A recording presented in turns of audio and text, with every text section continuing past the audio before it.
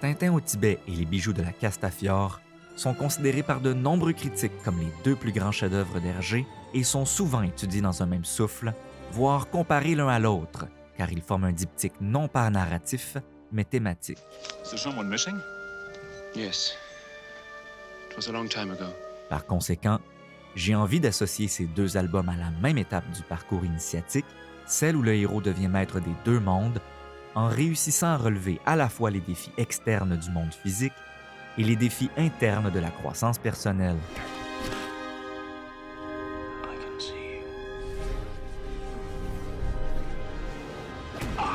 Pour Tintin, cette étape devra avoir lieu une première fois dans le monde de l'aventure, comme à l'époque où les titres des albums ne se résumaient qu'à des destinations géographiques, et une deuxième fois dans le monde domestique de Moulinsart. By way of explaining what we're about to do, I am first going to tell you a little bit about the country called Tibet. In 1950, Communist China invaded Tibet. And while leaving the Dalai Lama nominally in charge, they in fact seized control of the entire country.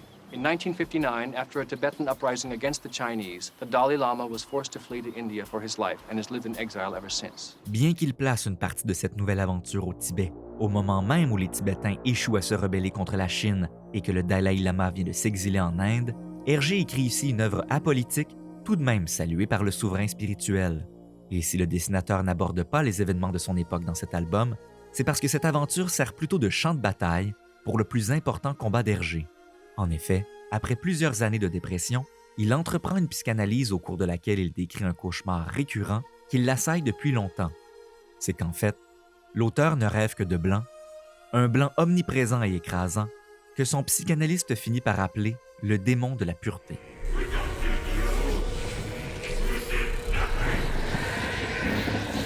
If that's true, then I've made a mistake and you should kill me now. À cause de l'enseignement catholique de droite qu'il avait reçu, Hergé s'imposait d'être aussi moralement parfait que Tintin, ce qu'il était loin d'avoir été durant sa vie.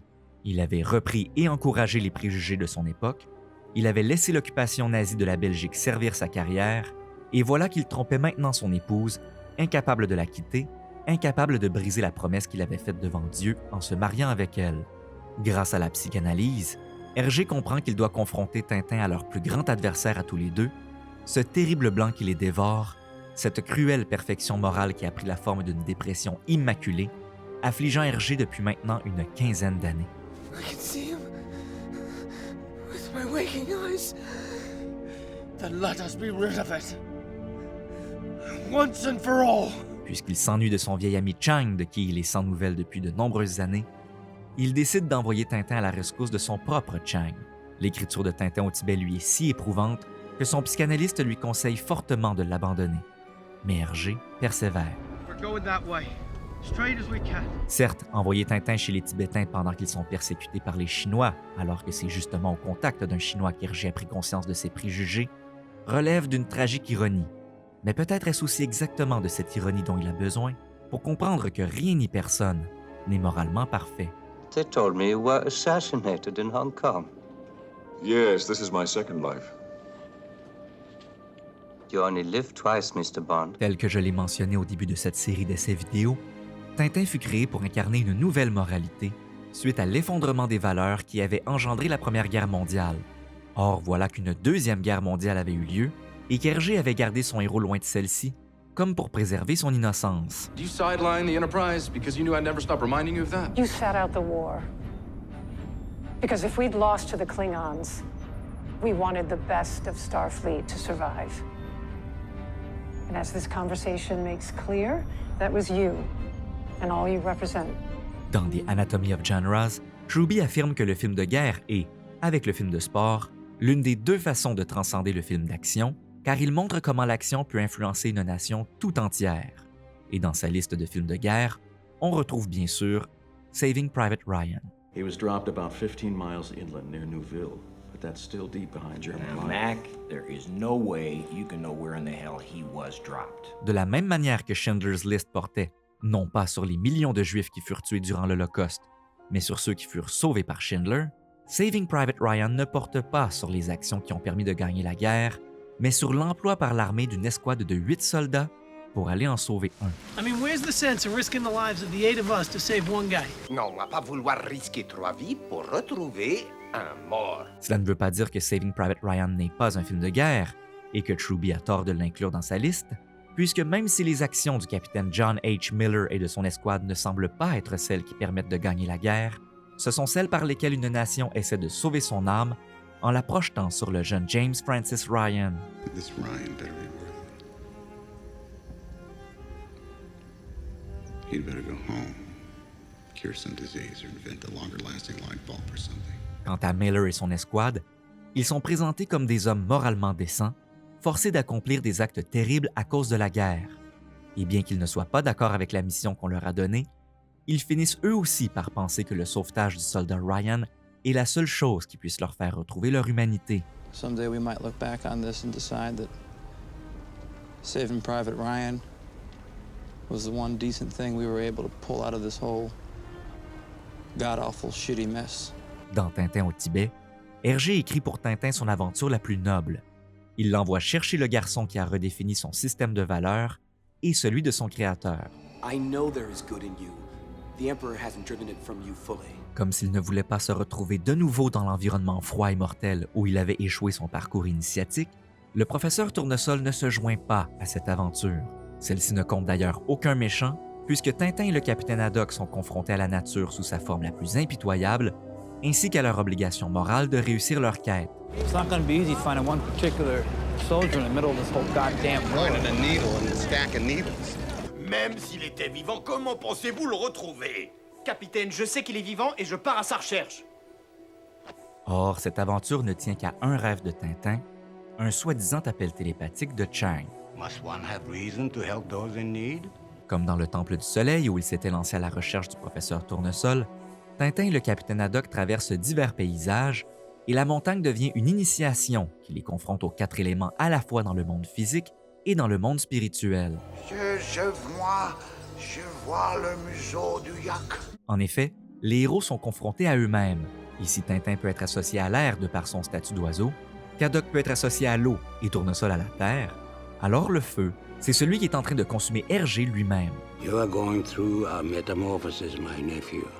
It will not be a pleasant experience. Plus Tintin et Haddock s'approchent du démon de la pureté qui afflige leur créateur, plus ils évoluent dans des cases qu'Hergé laisse blanches.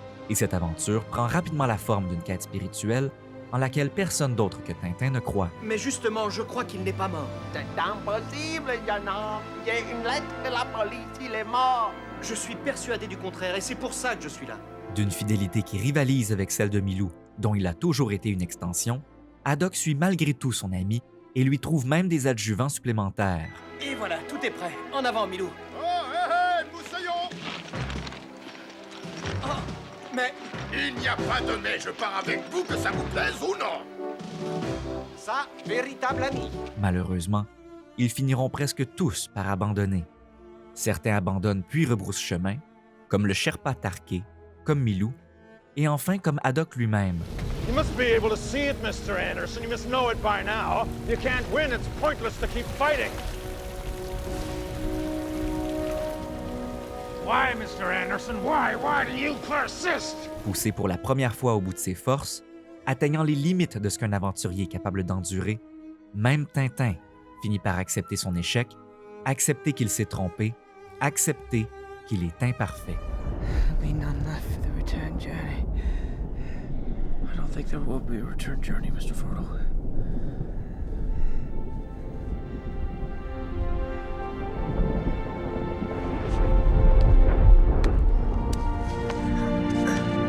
En abandonnant sa quête pour retrouver Chang et en laissant la montagne gagner, Tintin parvient enfin à vaincre le démon de la pureté et la couleur retrouve son chemin à travers le cauchemar blanc sous la forme du premier vrai signe que Chang a survécu à l'écrasement de son avion. Come on, Mr. Frodo. I can't carry it for you. But I can carry you. Dans Saving Private Ryan, Miller compte chaque homme qui meurt sous son commandement. Do you know how many men I've lost under my command? How many? 94. Ces hommes sont comme ses fils, et bien qu'ils soient bouleversés par les horreurs de la guerre, ils n'étendent pas la même appréciation à chacun des soldats de l'armée américaine. The truth is, I wouldn't trade 10 Ryans for one Vecchio or one Comparsa. C'est seulement lorsqu'il réalise que même les soldats qu'il ne connaît pas sont les amis, les frères et les fils de quelqu'un qu'il laisse le désespoir l'envahir. Maybe we should bust up in a couple of different groups, huh? Wander the woods like Hansel and Gretel calling his name. He's bound to hear us sooner or later. Ryan! That might be a little hard to do, Cap. Maybe the locals have seen it. Hey, you know, excusez-moi. Parlez-vous, Ryan, James Ryan? Merci beaucoup. Ryan! Anybody know Ryan? 101st Airborne? Ryan? You know a guy named Ryan? Private James Ryan from Iowa? Anybody know a Ryan? James Ryan! Cela lui permet de trouver le premier vrai signe que Ryan a survécu à son saut en parachute. Hey, Joe! Doesn't Mandelson pal around with a Ryan from C Company? Yeah, I think so. Well, bring him up here, would you? L'écharpe de Chang motive Tintin et le capitaine Haddock à escalader une falaise, mais le marin glisse. Capitaine! Je vais essayer de reprendre pied sur cette espèce de rocaille. Doucement, capitaine! Il n'est plus retenu à la vie que par la corde qui le retient à Tintin, cette corde par laquelle ils ont noué leur amitié, cette corde qu'Haddock ne devait jamais lâcher pour que jamais Tintin ne manque d'air ou ne tombe dans le vide. Ah, ça a l'air de Brest. Ah, c'est inutile, je n'y arrive pas. Pouvez-vous me hisser l'escabeau, Tintin? Hélas, non. Au moindre mouvement, nous plongeons tous les trois. Essayez de grimper.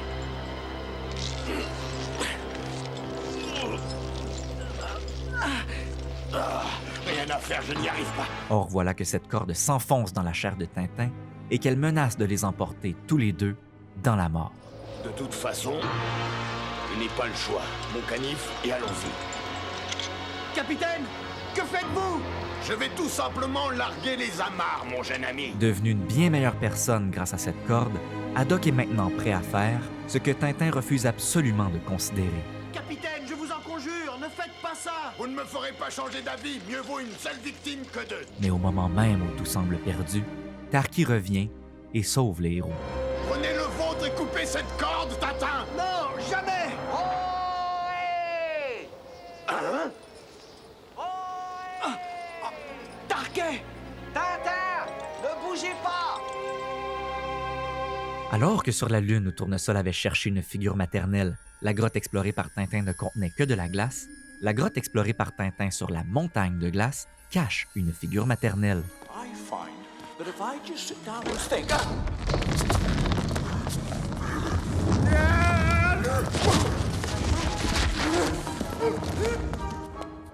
The solution presents itself. De la même manière que le capitaine Haddock avait arrêté sa quête identitaire à la découverte d'un père ancêtre avant de trouver son grand-père, Tournesol aurait-il arrêté sa quête identitaire trop tôt? Autrement dit, se pourrait-il que la mer froide et distante qu'il avait trouvée sur la Lune, et qui représentait peut-être ce que la dépression avait fait de la mer d'Hergé, n'était pas la figure maternelle que Tournesol devait trouver? Se pourrait-il que Ranko, ce terrifiant mais en fin de compte affectueux gorille annonçant l'arrivée du capitaine Haddock, connaisse maintenant un écho chez le terrifiant Yeti qui a pris soin de Chang?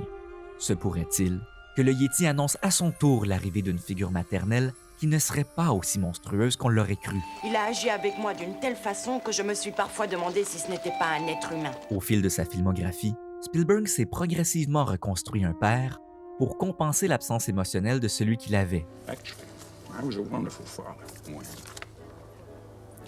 Did I ever tell you to eat up, go to bed, wash your ears, do your homework? No, I respected your privacy, and I taught you self-reliance.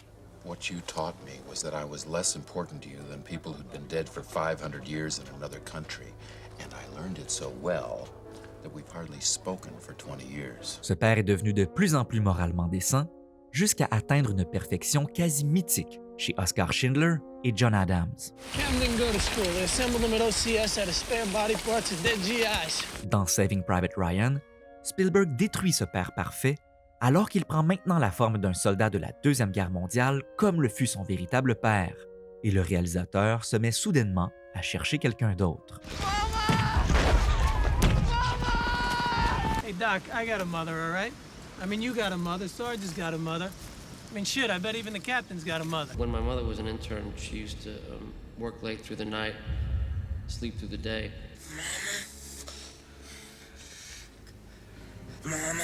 À la différence du père, lorsque la mère fait son entrée dans l'univers Spielbergien, elle est déjà parfaite. Puisqu'elle représente le meilleur de l'humanité, on n'ose pas la chagriner, même au risque de perdre la guerre. I feel heartfelt sorrow for the mother of Private James Ryan. I'm willing to lay down my life and the lives of my men, especially you, Ryden, to ease her suffering. Et c'est pour cette raison que Ryan se voit imposer le fardeau de représenter la décence morale qui doit à tout prix être sauvée. Un fardeau qu'il refuse d'abord de porter, tout comme il refuse qu'on le sauve de la guerre, pour le ramener à sa mère. Why? Why me? Why do I deserve to go? Why not any of these guys? They all fought just as hard as me. Is that what they're supposed to tell your mother? When they send her another folded American flag? Contrairement à Ryan, le Chang de Tintin veut être sauvé, et c'est le Yéti, devenu une mère pour Chang, qui ne veut pas le laisser rentrer à la maison. Vite, à l'abri! Pour le vaincre, Tintin utilise le journalisme, ce qu'on ne l'a étrangement vu faire qu'une seule fois, à la fin du Temple du Soleil, lorsqu'il avait utilisé un journal pour vaincre les Incas. Youpi, nous sommes sauvés! Mais cette fois, le journalisme prend une autre forme, celle d'une caméra voyeuse et intrusive, l'outil des journalistes à la recherche de gloire et de potins. Ah, vite, je l'ai raté! Nous verrons bientôt où cette figure maternelle s'est enfuie pour se mettre à l'abri des paparazzis. Or, dans la vie d'Hergé, c'est justement devant les caméras des paparazzis que l'auteur retrouvera enfin son ami Chang après plusieurs années. Tintin, je savais que tu finirais par me trouver. De son côté, Haddock rencontre une figure royale qui rappelle l'Inca. Et fidèle à la promesse qu'il avait faite à celui-ci à la fin du Temple du Soleil, le capitaine garde secrète l'identité de ce roi en refusant systématiquement de le nommer. Vous voyez, le grand mogol, c'est ce qu'il dit! En mourant à la fin de Saving Private Ryan, Miller donne au dit Ryan un ordre terrible. Il lui ordonne de mériter, au fil de sa vie, tous les sacrifices qui ont été faits pour lui. Autrement dit, même si Miller a accepté qu'il n'était pas parfait, il détermine que ce qui fait de lui une bonne personne, c'est d'avoir sauvé un homme à qui il impose maintenant d'être parfait. Et Spielberg n'hésite pas à montrer l'envers de ce sauvetage, de montrer que par cet ordre, le bon Miller a trouvé le moyen d'hanter encore plus le pauvre Ryan que tous les autres traumatismes engendrés par la guerre.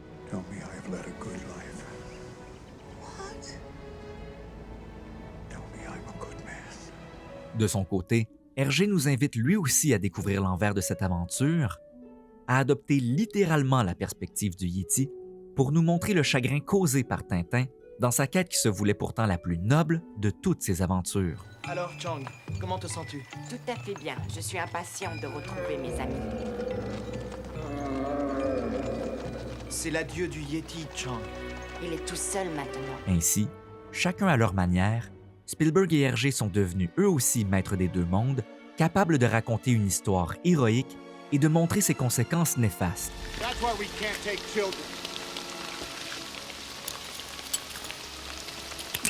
Du point de vue du Yéti, Tintin au Tibet raconterait l'histoire d'un personnage qui reçoit un ami tombé du ciel et qui prend soin de lui malgré les extraordinaires tentatives de ce dernier pour appeler les siens.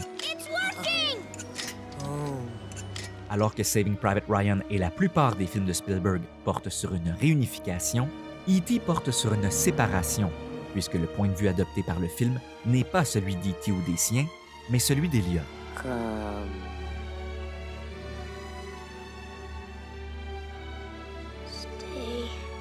La relation entre Elliot et E.T. ressemble à celle de Tintin et Haddock, puisque le garçon va chercher dans l'extraterrestre une figure qui peut combler l'absence de son père, tout en se comportant lui-même comme un père envers E.T. Look, fish. The fish eat the fish food, and the shark eats the fish. But nobody eats a shark. Et tout comme le garçon doit laisser partir E.T., le Yéti doit laisser partir le garçon. Eh bien, moi, je souhaite qu'on ne le trouve jamais, car on le traiterait comme une bête sauvage. Si l'écriture de Tintin au Tibet permet à Hergé d'accepter de se séparer de son épouse, qu'il avait laissé devenir une figure de remplacement pour sa mère incapable de témoigner de l'affection, Spielberg dit avoir réalisé E.T. lorsqu'il fut enfin prêt à parler de la séparation de ses parents. Maybe you ought to call your father and tell him about it. I can't. He's in Mexico with Sally. Il n'en reste pas moins que E.T. est une métaphore, comme les aventures de Tintin, Mais parfois, la chose la plus importante que Tintin cherche se trouve à la maison. We have to go home now, E.T. We're home, baby, we're home. Daddy, let's go home. Africa. This is your home, isn't it? Find them. Get them home. Will Mommy be coming home soon? Where you want to go? I am going home. What I came to say is this. Come home. Welcome home. What a trip. Tôt ou tard, Spielberg devra retourner à la maison pour pouvoir raconter E.T. sans se cacher derrière une métaphore.